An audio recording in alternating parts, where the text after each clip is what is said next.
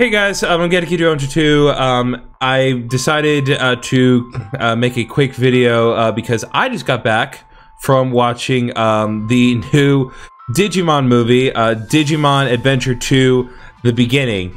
And I don't usually make videos like this. I don't ever make movie reviews, but I had opinions and I felt that I needed to share them, if nothing else, just to get them out of my system. I will try to kind of get my honest thoughts and avoid any spoilers as best as I can. But if I do give any spoilers, I apologize in advance, but I'm gonna try my best not to. This movie was a trip, just getting to do this. I watched the English dub just to kind of give some context before we started, and part of the experience was you know, I went to the theater and they actually gave me some Digimon trading cards. I am never going to use these, but they were made exclusive to the movie. I actually got 3, but there was this girl there that really wanted a Davis card, and I knew I wasn't going to do anything with them, so I actually gave her my Davis card. But I have the Kairi card and the Louis card, and we'll get to him in a second. I didn't know what I was expecting. I was just kind of, you know, expecting just kind of another new adventure with the 02 cast, you know, the second Digimon series, and it was a mixed bag.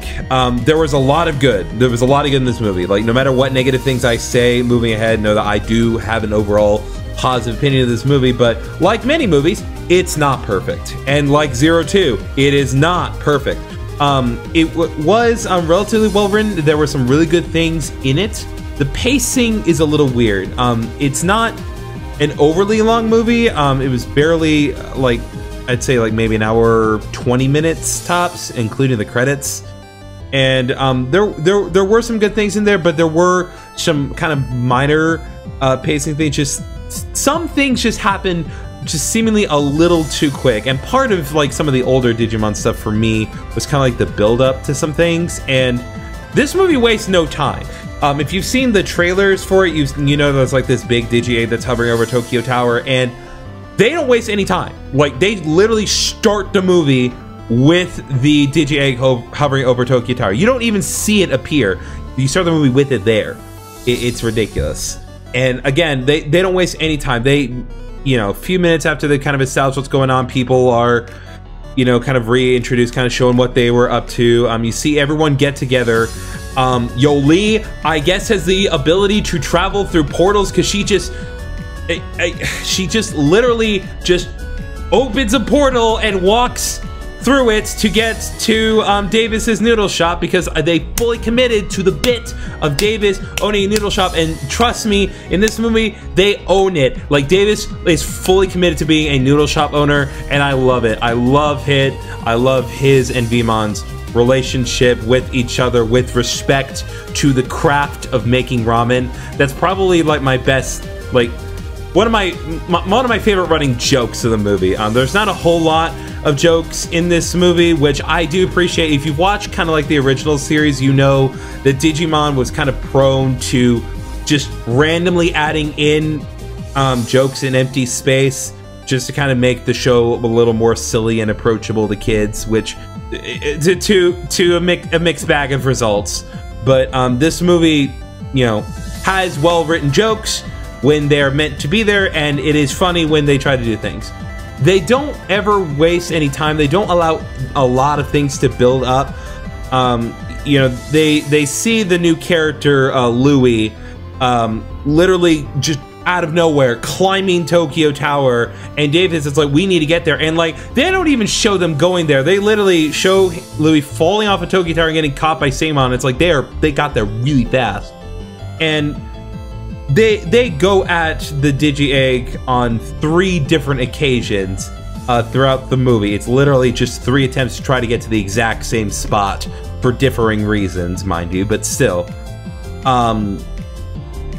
But there are a few things in this movie I genuinely appreciated, because I'll say it right now, this movie was not made for children.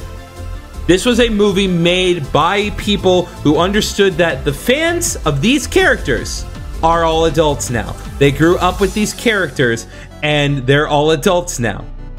Because you know, there's not like a whole lot of like mature language. You're not gonna really see any of that, but there is one part. It's not like the whole movie, but there is one specific segment of the movie that is so unbelievably dark. I'm not gonna go into it at all because I think you really should watch it, because I never in a million years thought Digimon would ever try to do this, even attempt to approach this, but they did it flawlessly, and it's so unbelievably dark and messed up that I loved it. Everyone I saw in the theater, they were, you know, they were taken aback. They were like, they were all sitting like, what the hell?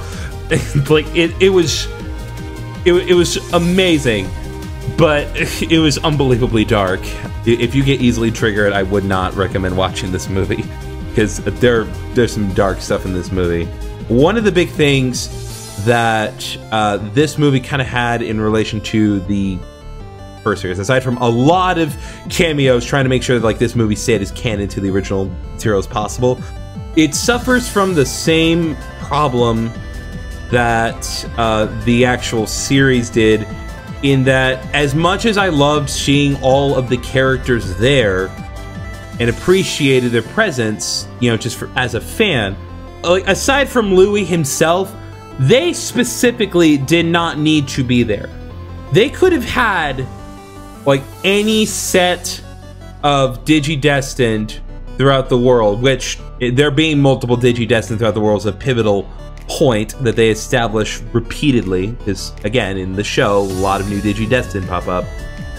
Any one of them could have filled in the role of Davis's gang and the movie would be all but unchanged. I think that, you know, Davis kind of needed to be there because he's one that kind of egged people on to kind of really push forward and, you know, tackle the problem that they were facing head on, you know, as Davis do. But, you know, no one specifically needed to be there. But again, this is kind of more of a love letter to the fans of like the characters, and just seeing them there doing, you know, getting together for any reason, especially something like this. It was satisfying regardless. So I watched the English dub, as I mentioned before, and you know, a lot of the original cast was not able to do it. There were 3 people that were able to do it. Davis's voice actor came back, Ken's voice actor came back, Veemon's voice actor came back, and I know people kind of have mixed opinions on Veemon's voice, but I don't ever give a hard time to the voice actor, because even though the voice for Veemon is hit or miss, you know, just depending on your opinion, I personally do like it, and I appreciate the voice actor because of work that he did. Not so much in O2, but in the Tamer series. He did Beelzemon in the Tamer series, and don't even get me started on that performance. That was stellar.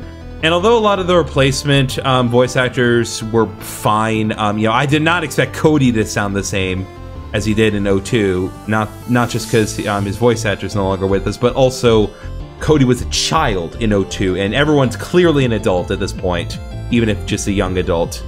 But Armadillomon in the dub is really bad. I'm not gonna go into why he's bad, because I feel as though you need to see it for yourself to understand how bad it is. And again, I understand the original voice actor is dead. They couldn't get the first guy to come in, but they did such a 180 with Armadillomon, and only Armadillomon, not Ankylomon. Ankylomon's fine. It's only Armadillomon specifically that is terrible. He sounds so bad. Literally every line he says is terrible. And again, it's not the writing, it's not the lines themselves, it's just the voice that they decided to go with for Armadillomon specifically. Again, not going into too much spoilers, but one of the things that this movie does, interesting, and just kind of to put a new perspective, I think one of the things that they were trying to do with this movie, and it is kind of stated in different spots, it's like, this is supposed to essentially be like the final closing chapter on O2. This is supposed to kind of really put, you know, just final nail in the coffin, and not again, not necessarily a negative light. I just couldn't think of a more positive analogy. And again, I won't go into what they did, but amongst the dark things that they showed, they introduced one thing that puts the entire series, as far as the original adventures and O2 are concerned, into an entirely new perspective.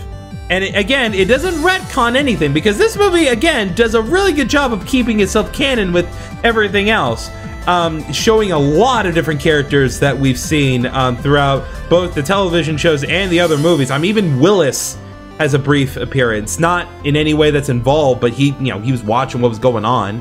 It's amazing that they were able to so easily get away with doing that, but I also know that people are not going to all be positive about that. I know people are going to have very divided opinions on the one little detail that they changed. But would I say it's worth it? Yes, it was worth it. I don't think it's a perfect movie. It could have been better paced in some spots. The final fight was, again, not to spoil too much, but it goes very quickly. It could have just taken just a couple minutes longer. I was hoping that maybe Imperial Dramon would have gotten a new form or gone back to Paladin mode for one last hoorah. But no, we didn't get that. That is the one thing I will say, is that the fights in this movie are not great. There are very few actual fights, and the few that we get are not stellar. But the animation for the one we did get is really good. They do use a good mix of CGI with the DNA Digivolved Digimon and the final boss, I guess I'll say. They do implement CGI, but it's very well animated, and it never really truly felt out of place. Plus, for all intents and purposes, Digimon are computer generated, so I can't really ever complain about them being computer generated models when they literally are that all the time. So yeah, that's my honest thoughts, unscripted review, whatever you want to call this, of O2 The Beginning. Give it a watch if you can. At this point, the day that they're showing the dub is pretty much over. You can watch it subbed on the 9th, or you can wait for it to come out on DVD. I'm sure they'll release it in some way, either on DVD or in some streaming platform somewhere. So give it a watch if you're a fan of the original Digimon or Digimon O2. Thank you.